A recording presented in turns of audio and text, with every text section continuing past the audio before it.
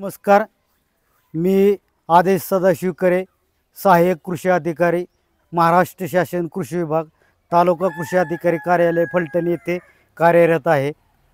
तर आज मलवडी या ठिकाणी महाराष्ट्र शासन कृषी विभागाच्या अंतर्गत खरीप हंगाम आढावा आणि खरीप हंगामापूर्वी काय नियोजन करायचं, जे आपले मुख्य पिकं आहेत त्याच्यासाठी बीज प्रक्रिया करणं, जे महत्त्वाचे किडे आहेत हुमणीसारखी त्याचं नियोजन करणे, म्हणजे कमी खर्चात जास्त उत्पन्न आलं पाहिजे. ह्याच्यासाठी तुम्हाला थोडक्यात त्याचं नियंत्रण कसं करावं, रासायनिक खत जे कीटकनाशक आहेत ते खूप महागडे आहेत, त्याच्याऐवजी कमी खर्चात जास्त उत्पन्न येणाऱ्या तुम्हाला माहिती सांगितली. त्यानंतर अमेरिकन लष्करी आळे खूप थैमान घातलेलं आहे आणि खूप खदाड आळे आहे आणि तिचं नियोजन थोडक्यात कसं करायचं. ह्याच्या बी 4 अवस्था, दोन्ही किडीच्या 4 अवस्था आहेत. ह्याचा जे अमेरिकन लष्करी आळे आहे त्याचा वैशिष्ट्य एक आहे, ह्याचा पतंग आहे तो 12 तासात जवळजवळ 1200 ते 1400 किलोमीटर प्रवास करतो, म्हणजे ते भरपूर त्यांची पिढी तयार करतं.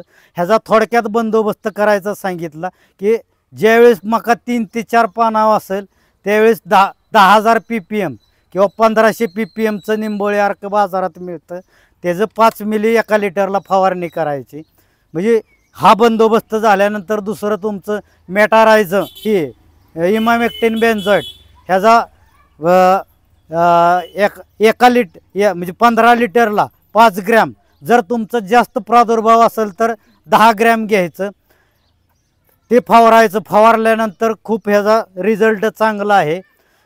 म्हणजे तुमचं डेलिगेट आणि कोराजेनसारखं औषध आहे ह्याचीसुद्धा आवश्यकता पडत नाही. मग परत हाच जो आपण हात घेतलेला आहे तो परत 20 दिवसानं तोच हात इमामेक्टिनचं घ्यायचं. त्यावेळेस बघायचं काय की जास्त प्रादुर्भाव असेल तर 10 ग्रॅम घ्यायचं 15 लिटर पंपाला घेतलं की आपोआप डेलिगेट कोराजेनसारखी महागड्या औषधाची खूप गरज पडणार नाही. हे 2 जरी घेतलं. आणि डेलिगेट आणि कोराजेनचं एक वैशिष्ट्य आहे की ह्याचा पिरियड मारल्यानंतर 30 ते 40 दिवस ते पिकाच्या वनस्पतीमध्ये राहतं. मग तुम्ही ते कट केल्यानंतर जनावराला टाकता, जनावराच्या दुधातून तुमच्या लहान बाळांना हे बघा आता कॅन्सरसारखी प्रमाण भरपूर वाढायला लागलं. कॅन्सर, तुमचं शुगरचं प्रमाण, परत BP हे आजार ह्याच्यामुळंच वाढले, जे तुम्ही रासायनिक भरपूर वापर करताय. त्यामुळं थोडं जैविककडे बी वळलं पाहिजे. ताकद्यांच्या हिरवळीची खतं वापरली पाहिजे, शेणखत, लेंडीखत ह्याचा वापर केला पाहिजे. थोडं रासायनिकचा बी समतोल राखा, कमी वापरा, जास्त सेंद्रियकडे वळा, ह्या खतांचा वापर करा. नंतर महत्त्वाचं महिला बचत गटांसाठी खूप चांगल्या योजना आहेत महाराष्ट्र शासन विभागामार्फत.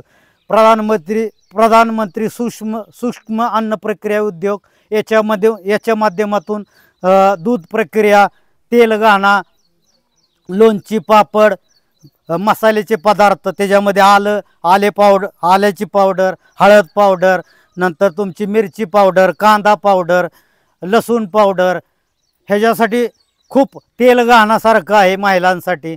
परत दूध प्रक्रियासारखं व्यवसाय आहेत, शेळीपालन आहे, कुक्कुटपालन आहे, दुधाळ म्हैस गाय पालन आहे. आणि महत्त्वाचं ह्या सगळ्या योजना घेताना तुम्ही शेतकऱ्याचं ओळख क्रमांक म्हणजे फार्मर ID, जसं तुमचं आधार कार्ड आहे तसं तुमचं आता इथून पुढं ओळख तुमची निर्माण करण्यासाठी फार्मर ID हा केंद्र सरकारने नवीन योजना आणलेली आहे.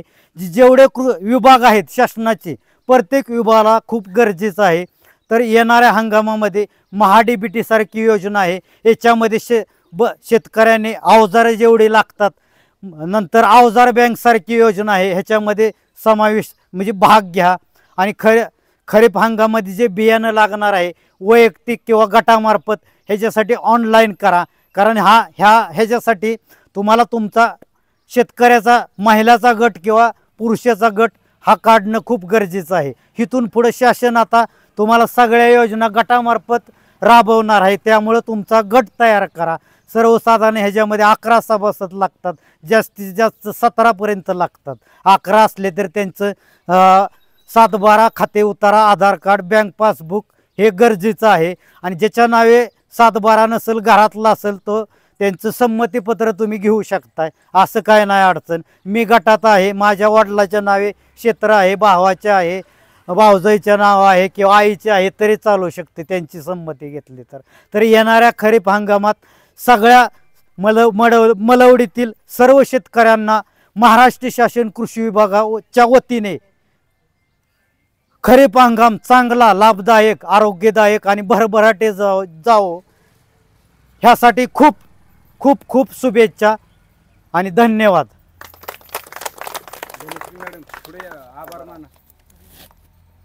माननीय करे साहेब यांनी आपल्या महिलांना खूप मोलाचं असं मार्गदर्शन दिलं. आपल्याला बऱ्याच गोष्टी माहीत असतात परंतु त्याची वाटचाल माहिती नसते. आपल्याला तर माहिती असतं की आपल्याला बी बाबा पंचायत समितीकडून मिळतं, पण त्याची प्रक्रिया काय असते, आपण कशा प्रकारे कृषी विभागाकडून मिळतं, पण ते कशा प्रकारे आपण ते मिळवलं पाहिजे याची आपल्याला कल्पना नसते. तर साहेबांनी खूप चांगल्या प्रकारे आपल्याला मार्गदर्शन केले. कृषी विभागाच्या माध्यमातून कोणकोणत्या योजना असतात हे साहेबांनी खूप चांगल्या प्रकारे आपल्याला सांगितलं.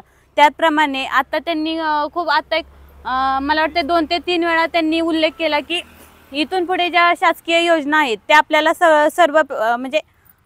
सर्वच योजना या गटांच्या माध्यमातून राबवायच्या आहेत. त्यामुळे आपल्या गावातील सर्व महिलांना तसेच पुरुष वर्ग दादा आपले बंधूंना सर्वांना कळकळीची विनंती आहे की ज्या महिला गटात आहेत त्यांचं तर स्वागतच आहे, परंतु ज्या गटात नाही आहेत त्यांनी लवकरात लवकर स्वतःचे गट तयार करा आणि ज्या शासकीय योजना आहेत त्याचा लाभ घ्या. त्याचप्रमाणे साहेबांनी सांगितलं की आपल्याला जे दुधाळ गाई म्हैस वाटप असतं, 5 शेळ्यांनी 1 बोकड वाटप, त्याचप्रमाणे कुक्कुटपालन, दूध प्रक्रिया उद्योग, मसाले, त्याचप्रमाणे अन्न प्रक्रिया उद्योग, अशा विविध योजनांच्या माध्यमातून आपण आपला उदरनिर्वाह करू शकतो. हे सरांनी खूप चांगल्या प्रकारे सांगितलं. हे आपण आता ऐकलं पण त्याची कुठेतरी अंमलबजावणी झाली पाहिजे.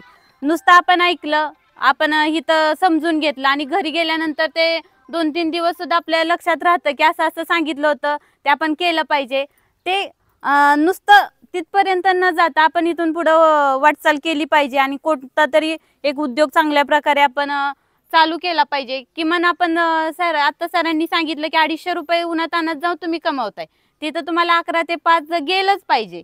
तुम्ही गेला बांधावर, तिथं तुम्ही काम केलं तरच तुम्हाला पैसे मिळणार आहे. इथं तुम्ही स्वतःसाठी वेळ द्या, इथं 250 मिळवताय, इथं तुम्ही 2500 सुद्धा कमवू शकता. त्यामुळे स्वतःकडे लक्ष द्या. आपला उदरनिर्वाह आपण कशा प्रकारे चालवू शकतो, आपली प्रगती, आर्थिक प्रगती. आज प्रत्येक जण बघितलं तर तुमच्याकडे किती पैसा आहे ह्याच्यावरून तुमची ओळख ठरते. म्हणत नाही की तुमच्याकडे लय माणुसकी म्हणजे तुम्ही खूप मोठं श्रीमंत आहे, माणुसकी पाहिजेच की, वाद नाही, पण तुमच्याकडे पैसा असेल तर तुमचं स्थान वाढतंय.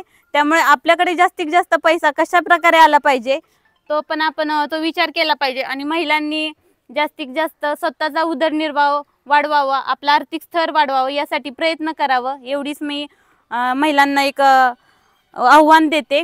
आणि साहेबांनी खूप वेळात वेळ काढून आपल्या मलवडी गावामध्ये आले, त्यांनी आपल्याला खूप चांगल्या प्रकारे मार्गदर्शन केले. त्याचप्रमाणे बीजाचं आपण कसं डेमो दाखवून त्यांनी आळी नियंत्रण वगैरे कशा प्रकारे केलं पाहिजे, आपण कमी खर्चामध्ये आर्थिक शेतीतून जास्तीत जास्त उत्पन्न कशा प्रकारे काढलं पाहिजे हे त्यांनी आपल्याला खूप चांगल्या प्रकारे समजून सांगितलं. त्याबद्दल मी आपले महिलांच्या वतीने, त्याचप्रमाणे आपला राजमाता महिला ग्रामसंघाच्या वतीने आणि त्याचप्रमाणे आपले ग्रामपंचायत मलवडीच्या वतीने साहेबांचं पुन्हा एकदा आभार मानते. धन्यवाद.